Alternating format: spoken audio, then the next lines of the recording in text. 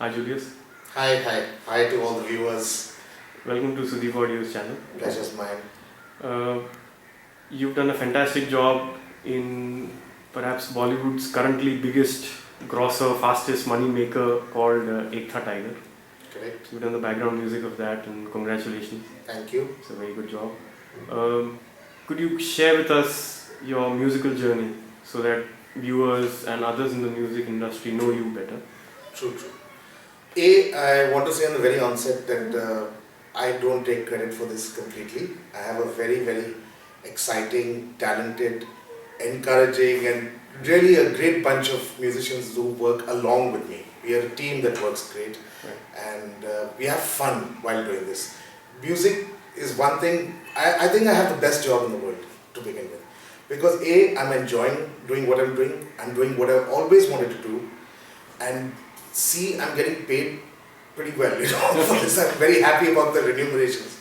So that way it's the best job, and you can do it at your own time. There are no office hours, there's no compulsions, nobody's sitting on your head. At times people are, but still you work at your own leisure, creatively, and in fact creativity requires you to be free from any tensions. When you're relaxed, you come up with the best ideas. Is that why people work at night?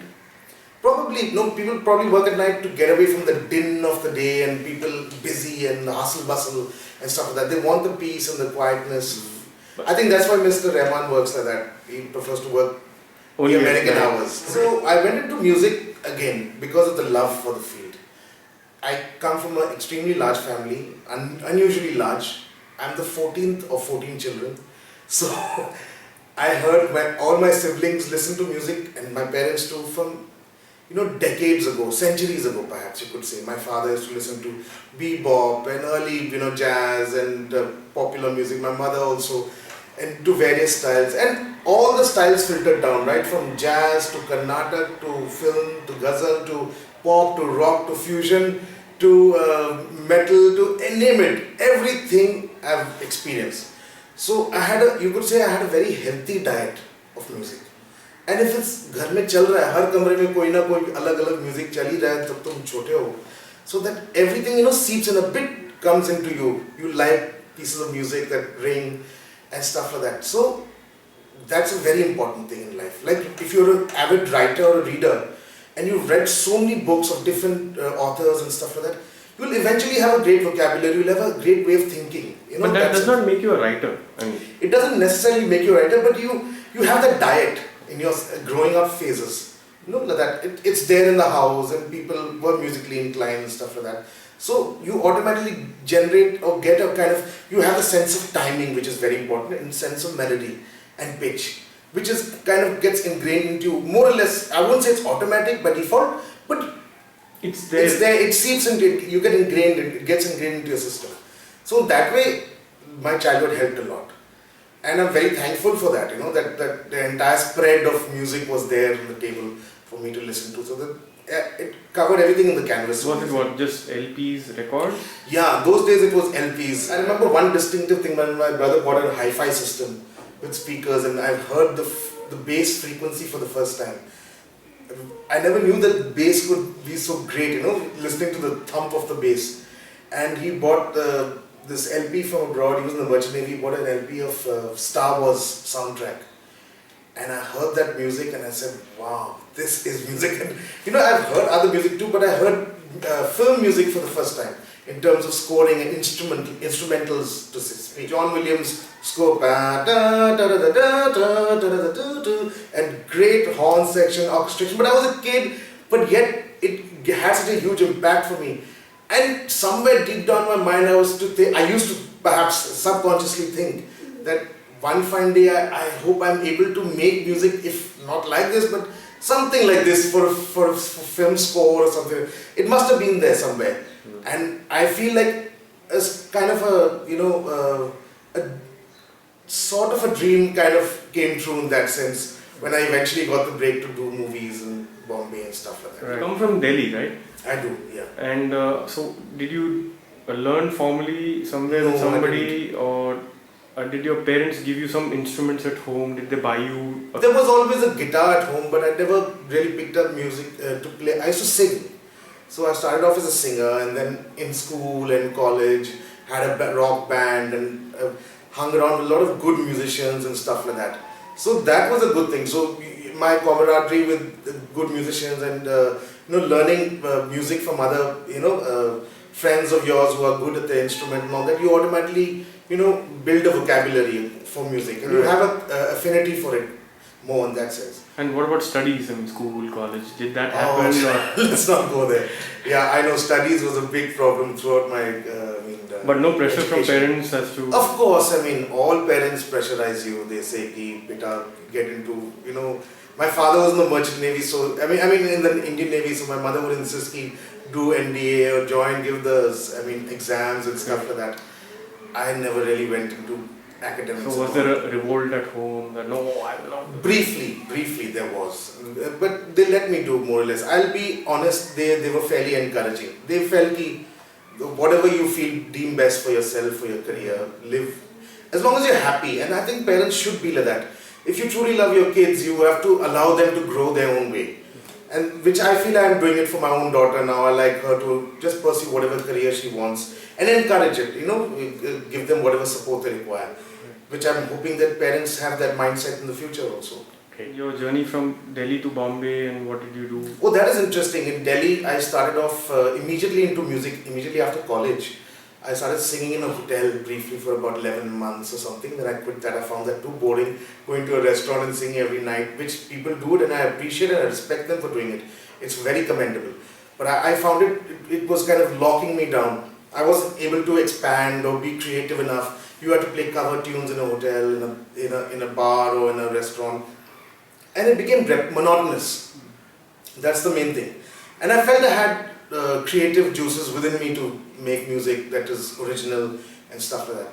Then I got great opportunities when I was in school to sing for, my first jingle was with Loy, in fact. Oh. He was in Delhi at that time. I used to work with KJ, sing. He is also, they spotted me in singing in school competitions and all that. They called me and I remember my first check was for 400 rupees KJ gave me. It was very, touching in that sense, very like big achievement. When you're in school, you're earning 400 bucks. I didn't have a bank account and he said, open one, okay, make a check for you. And it was very, encouraging and it really gives you a very positive thing. So you know that you can, make a remuneration, make a livelihood out of it. Although the industry wasn't as established as it is today, but there was a kind of if you have the spirit for something, the passion for something, you don't really care about the monies or the things that are attached with it, which keep you socially so-called fit. You do it for the pure love of it, and that is very important for any artist. I feel any form of art or whatever you do. If you have a deep passion for the field or for the medium, you forget about everything else that is associated with life in that context. That love for music is very evident on your face and your Correct. smile. Then I got into ads, started composing. First I was singing, then I started doing my own productions in Delhi. Then I did an entire career spanning from 1991 to 2009. I was in Delhi just doing jingles, ads and stuff like that, and some documentaries, the usual stuff in Delhi. You don't have film work happening out of that place. And I did pretty well. I didn't feel the need to shift to Bombay because I had a lot of work in Delhi. Okay. And although my compatriots would say, go to Bombay or that's the place you should be, and people from Bombay would say you should be here. This is where the industry is. Yahi kuwa hai. Agar pani peena to yahi aage peena padega aapko. And I used to think in the back of my mind, jana to chahiye, but it's too late now, I'm so old. And I used to think like that then, which was very discouraging. It's not an encouraging point. But eventually, I took the plunge when I came to do my second movie. I came to do Kabul Express. I was still in Delhi when I did it. And then Kabir, who's the director of Kabul Express, said, come to Bombay. I'm here, whatever kaam milta rahega yahan par. But I was afraid of coming to Bombay and struggling all over again from scratch. Correct. And I said, I'm pretty happy in Delhi. I have my own house and stuff like that. Sab kuch chal raha. The mechanism is working. Why break it at this age? And I'm married, I've got a kid, this and that. Like settled. Kids in a good school, everything and all that. Your life is pretty much settled there. But when I came to New York in 2008 or 9, between that period, something struck. I used to come to Bombay often for jingles and ads and all. and finish my work and rush back, take the first flight back to Delhi because my family was there. That's where I wanted to go back to. But when I get into New York and I worked in Yash Raj, and I worked, although in Kabul Express also I worked in Yash Raj, but we didn't work extensively there in the studio. I was in a room and stuff like that. This time in New York, I was in the main audio wing working under Shantanu's room, and we had an entire floor to us and the entire studio at a beck and call. Something snapped in me. So I can't put a finger on it. Okay, but it's something surreal. Okay, I don't want to go back to Delhi. This is where I want to be. I'm here in the best studio in the country, with the best equipment, with the best people to work with. Why would I want to go back there? If this is your passion, this is where you want to be. Now you're playing test cricket or one-day internationals. Why would you go back and play, local club cricket or gully cricket or whatever? Correct. This is your platform. So I went back and I told my wife, I'm going to shift. She said, what, this and that, we have to pack bags and this and that. She said, okay, do one thing, you go, I'll run the place from there and for some time, and you go and set up a place here, which I did. I came here for 6 months, but I couldn't shunt up and down, my wife and daughter are there. You can't live like that. It's a very strange way of living. So one fine day I decided, went to my studio in Delhi, in Gurgaon it was, just took out all the woodwork from the wall, chucked it down from one side of the building, took my major gear like my Mac, my monitors and my keyboard and stuff like that, put in the back of my car. Me and my friend sat early morning, 6 o'clock, drove all the way from Delhi and drove into the sunrise like we are going to a new life. Came driving all the way, had a stopover Udaipur for one night, reached the next day in Delhi to my flat here, and then we started the business. He said, Jo bhi aaye, dekh jayegi. We'll see. The challenges are there. Even at this stage in life when you were so settled. At the age of 39 I came there. Yeah, that's what I mean. You were so settled. Yeah, it was a huge risk. You were working. Correct. It was a huge risk. You left all that. Everything, and I said I'm going to try and make it here. Wow, that's so. It was a very gutsy move. Very. People said it's a huge risk, but I said, yeah, if you start, people ask me, didn't you find it to be a huge, problem? Isn't it going to be a huge problem for you? I said, the moment you start thinking that certain things are going to be a problem, then it's going to be a problem. I never thought of it as a problem. I said, this is my thing, I'm going for it. It was a leap of faith. Correct, practically that. And I'm very happy and very pleased.